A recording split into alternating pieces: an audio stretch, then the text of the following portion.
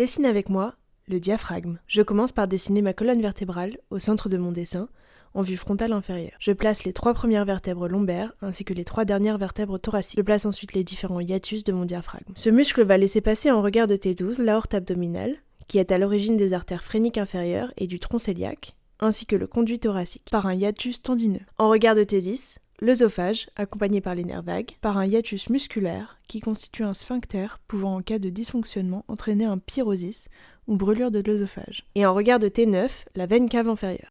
Ce muscle plat digastrique de la respiration est divisible en 2 coupoles diaphragmatiques, chacune étant innervée par un nerf phrénique. Ces nerfs phréniques n'ont de commun que leur origine cervicale en C4. S'ils sont touchés, ils le sont souvent de manière unilatérale, entraînant une paralysie unilatérale du diaphragme. Ce muscle est aussi amarré à la colonne vertébrale par des arcades tendineuses, laissant passer des muscles du dos. Par le ligament arqué médial, il laisse passer le grand psoas. Par le ligament arqué latéral, il laisse passer le carré des lombes. Et enfin, par le ligament accessoire, il laisse passer le transverse de l'abdomen, non représenté ici. Il est aussi amarré en avant à la cage thoracique. Je finis par passer à la couleur. Le diaphragme laisse passer de la cavité thoracique à la cavité abdominale plusieurs nerfs importants, dont les troncs nerveux sympathiques, ainsi que les nerfs splanchniques thoraciques, et les nerfs vagues. C'est ce muscle, divisant la cavité thoracique de la cavité abdominale, qui va être le moteur principal de la respiration. Pour plus d'informations, rendez-vous sur Akivi.